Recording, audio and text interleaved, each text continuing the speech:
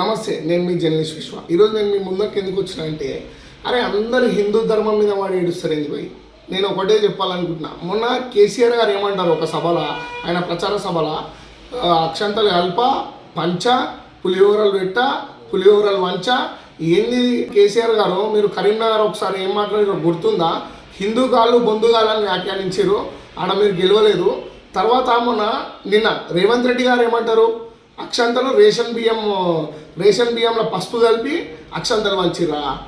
ఇది బీజేపీ ప్రభుత్వం మీద మీరు విమర్శలు చేయాలనుకుంటే, బీజేపీ పార్టీ మీద విమర్శలు చేయాలనుకుంటే మీరు బీజేపీ చేసిన తప్పులను విమర్శించుర్రి, ప్రశ్నించుర్రి. నేను కాదంటలే.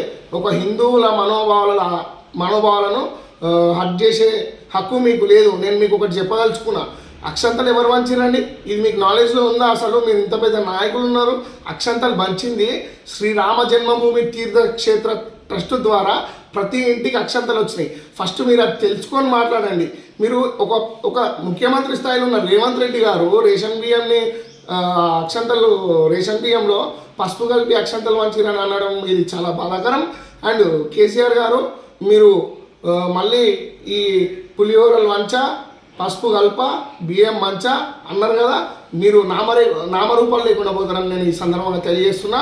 జై శ్రీరామ్. మళ్ళీసారి ఇలాంటి వ్యాఖ్యలు చేసే ముందు ఎవరైనా నోరు అదుపులో పెట్టుకోండి, తెలుసుకోండి. ఫస్ట్ రామ మందిరం పైసలు ఎవరి అండి?